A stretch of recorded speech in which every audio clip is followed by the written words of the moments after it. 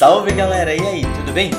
Aqui é o professor Fernando falando e hoje nós teremos a aula 27 que fala sobre soma de progressão geométrica. E para começar a aula de hoje, vamos contar uma história que nos remete às noites das Arábias.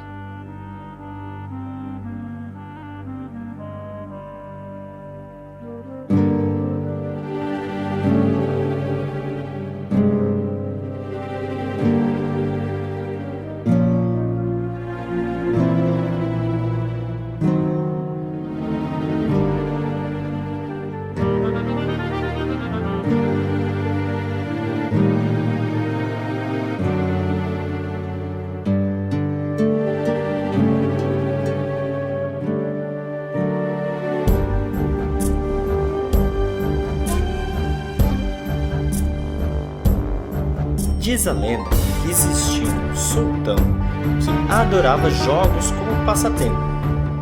Certa vez estava passando pelo seu reinado um homem muito sábio e ele ficou sabendo que o sultão gostava de jogos e ele tinha um jogo muito interessante para apresentar para o sultão.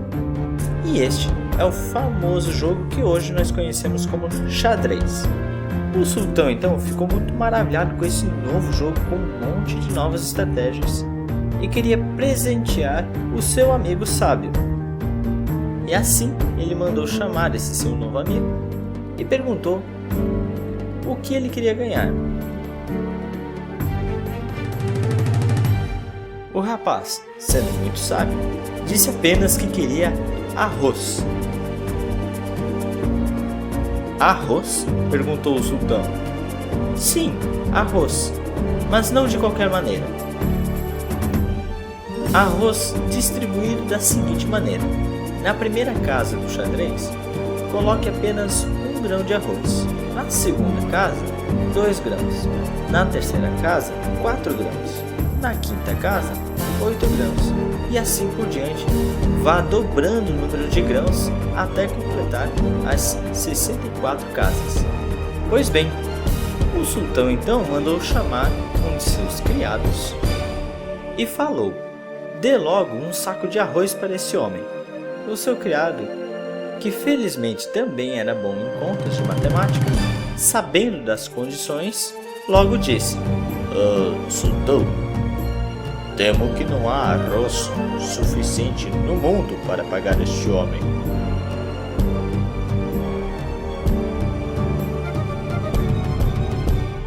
Vamos fazer as contas? Segundo o sábio, a distribuição dos grãos deveria ser feita da seguinte maneira, em potências de 2. Ou seja, na primeira casa, teríamos 2 elevado a 0 grãos, ou seja, 1. Na segunda casa, 2 elevado a 1, ou seja, 2 grãos. Na terceira casa, 2 elevado a 2, ou seja, 4 grãos. E assim por diante. Assim, quando chegássemos na 74ª casa, teríamos 2 elevado a 63, o que é um número muito grande, aproximadamente 9,22 vezes 10 elevado a 18. E isso é a quantidade de grãos que vai ter apenas na 74ª casa. O que o sábio desejava era ainda a soma de tudo isso, ou seja, uma quantidade de 1,85 vezes 10 elevado a 19 grãos. Supondo que 1 grão tem, em média, 0,025 gramas, teremos então um total de 4,61 vezes 10 elevado a 17 gramas, que poderíamos converter isso para 4,61 vezes 10 elevado a 11 toneladas de gramas. Fazendo uma rápida busca no Google sobre a produção mundial de arroz do último ano, encontramos o número 497,86 milhões de toneladas. Ou seja, 497,86 vezes 10 na 6 toneladas. Transformando esse número para a notação científica, teremos 4,97 vezes 10 na 8 toneladas. Perceba então que a quantidade de arroz que o jovem sábio pediu não supre hoje a produção mundial de arroz, quiçá na época das noites das Arábias. Esse é um problema onde nós temos uma sequência numérica, onde os números seguem uma progressão geométrica de razão 2, afinal, os números vão sempre dobrando, mas o objetivo final é somar todos esses termos dessa progressão geométrica. Neste caso, como queríamos a soma da primeira até a 74ª casa, trata-se de uma soma finita. Genericamente falando, representaremos por Sn a soma dos n primeiros termos de uma progressão geométrica, ou seja, Sn é igual a 1 mais a 2 mais a 3 até o termo An. Para chegar na fórmula desse Sn, vamos multiplicar a equação pela razão. E assim teremos Sn vezes Q é igual a A1 vezes Q mais A2 vezes Q mais A3 vezes Q até mais An vezes Q. Note que essas parcelas do termo da direita da igualdade representam outros termos da própria PG. Por exemplo, o A1 vezes Q é igual ao A2. O A2 vezes Q é igual ao A3. O A3 vezes Q é igual ao A4 e assim por diante. Dessa maneira, teremos a equação Sn vezes Q é igual a A2 mais A3 mais A4 e assim segue até An mais An vezes Q. Note que nessa última parcela eu não fiz o agrupamento para virar o próximo termo da sequência. O que vamos fazer agora é subtrair dessa equação que a gente encontrou a primeira equação original. E note que nós temos muitas parcelas semelhantes que vão acabar se cancelando, como por exemplo o A2, o A3, o A4 e assim por diante até o An. Sobrando então dessa operação apenas do lado esquerdo da igualdade Sn vezes Q menos Sn e do lado direito da igualdade teremos An vezes Q menos A1. Agora vamos trabalhar um pouquinho mais essa equação. Primeiro, no termo da esquerda da igualdade, podemos colocar o Sn em evidência. E assim teremos Sn vezes Q menos 1 é igual a An vezes Q menos A1. Agora perceba que pela fórmula do termo geral, no termo da direita da igualdade, o An pode se transformar em A1 vezes Q elevado a n menos 1. Essa forma é interessante porque eu posso juntar o Q elevado a n menos 1 com o Q que está multiplicando ele logo ao lado. E assim teremos, no termo da direita da igualdade, A1 vezes Q elevado a n menos A1. E assim podemos colocar o A1 em evidência, obtendo no termo da direita da igualdade A1 que multiplica Q elevado a n menos 1.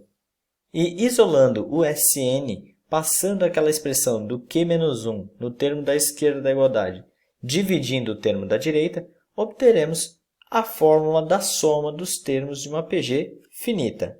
Ou seja, Sn é igual a A1 vezes Q elevado a n menos 1 sobre Q menos 1. Note que essa fórmula só funciona quando a nossa razão é diferente do 1. Possivelmente você vai encontrar em outros lugares a fórmula levemente alterada em sua ordem. A diferença é que você está multiplicando por menos 1 no numerador e no denominador dessa fração. E vamos fazer o seguinte exemplo. Determine a soma dos termos da seguinte PG. 2, 6, 18 e vai até 39.366. Perceba então que dessa sequência a gente já possui o primeiro termo, que é 2, e a razão é fácil de obter fazendo a razão entre dois termos subsequentes. No caso, eu fiz o segundo termo dividindo pelo primeiro, ou seja, 6 dividido por 2, que vai dar igual a 3. E sabemos que o último termo dessa sequência é 39.366. Porém, a gente não sabe qual é a posição desse último termo. A gente não conhece o valor de n. E ele é muito importante para nós na nossa fórmula da soma dos termos de uma PG finita. Então, o primeiro passo será descobrir esse n. E para isso, vamos utilizar a fórmula do termo geral de uma PG. Ou seja, An igual a 1 vezes Q elevado a n menos 1. Temos que o An é 39.366, o A1 é 2 e a razão é 3. Passando 2 dividindo o 39.366, obteremos a equação 19.683 igual a 3 elevado a n menos 1. Perceba que 19.683 é uma potência de 3. É equivalente a 3 elevado a 9, ou seja, obtemos uma equação exponencial com mesmas bases. Segue que os expoentes devem ser iguais, portanto teremos 9 é igual a n menos 1, e daí obteremos o valor de n igual a 10. De posse do primeiro termo da razão e do valor de n, agora conseguimos calcular a soma desses termos dessa PG. Ou seja, S10 é igual a 2 vezes o 3 elevado a 10 menos 1 sobre 3 menos 1. Neste caso, podemos simplificar o 2 que há no numerador com o 2 que há no denominador. E assim, teremos que S10 é igual a 3 elevado a 10 menos 1. Como 3 elevado a 10 é igual a 59.049, teremos que S10 será 59.048. Agora vamos fazer uma pausa para uma pequena piada. Infinitos matemáticos entraram em um bar, se encaminharam para o balcão e o primeiro matemático então pediu para o garçom: Garçom, me veja 1 litro de cerveja.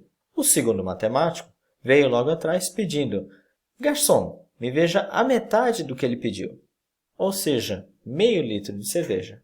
O terceiro matemático logo atrás veio pedindo: Garçom, me veja a metade do que esse outro pediu.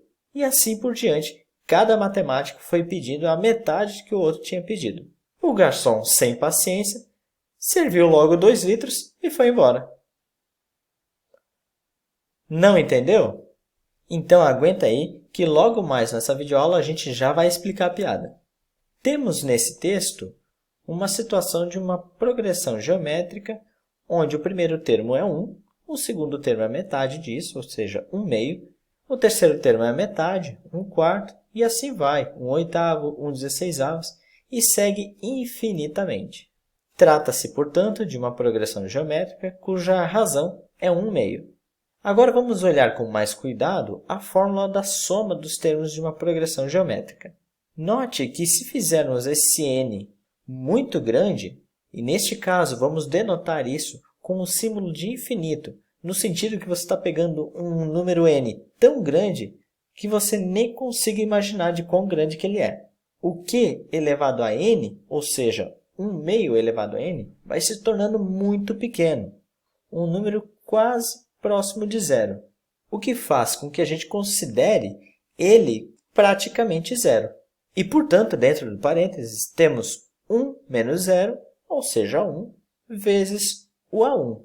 Ou seja, a soma de uma progressão geométrica infinita acaba se tornando a expressão A1 sobre 1 menos Q. Mas aqui vem um detalhe muito importante. A gente só consegue fazer essa soma dos termos de uma progressão geométrica infinita se esse Q for um número entre menos 1 e 1. Agora vamos explicar a piada. Note que na minha sequência 1, 1/2, 1/4, 1/8, 1/16 e assim por diante, temos que o primeiro termo é 1 e a razão dessa PG é 1/2. Vamos então substituir esses valores na nossa fórmula da soma dos termos de uma PG infinita. Obteremos então 1 sobre 1 menos 1/2. 1 menos 1/2 é igual a 1/2. E a fração 1 sobre 1/2 é igual a 2. Foi daí que o garçom, com o conhecimento da matemática, ao invés de ficar servindo infinitos matemáticos, serviu logo 2 litros e foi embora. Muito boa, né? E alguns alunos já vieram me perguntando uma vez: Professor, eu vi na internet que 1 é igual a dízima periódica 0,9999. É verdade? E sim, é verdade e nós vamos provar agora. E para provar isso, você precisa perceber que o número 0,999 pode ser particionado em uma soma infinita de frações. No caso, 9 décimos, mais 9 centésimos, mais 9 milésimos e assim por diante. Então, perceba que nós estamos fazendo uma soma de termos de uma progressão geométrica infinita, onde o primeiro termo é 9 décimos e a razão é 1 sobre 10. Agora é só utilizar a fórmula da soma dos termos de uma progressão geométrica infinita, substituindo seus valores. Temos o primeiro termo 9 décimos sobre 1 menos a razão, ou seja, 1 menos 1 décimo. Como 1 menos 1 décimo também é 9 décimos, teremos 9 décimos sobre 9 décimos, o que acaba gerando o valor 1. E assim, acabamos de demonstrar que a dízima periódica 0,9999 de fato é igual a 1. E isso vai acontecer não só para essa dízima periódica, mas para várias outras. A ideia é sempre essa, que você pode particionar em uma soma de várias frações, e essa soma de frações você pode escrever como uma soma dos termos de uma PG infinita. Bacana, né? Fechou, galera? Então é isso. Partiu exercitar. Façam a leitura do capítulo referência da apostila e eu vou pedir que vocês resolvam os exercícios do 1 ao 4 da página 40 e também os exercícios 1, 2, 4 e 5 da página 44. Anotem suas dúvidas para que a gente possa saná-las numa próxima live. No mais, um grande beijo, abraço e até a próxima. Tchau!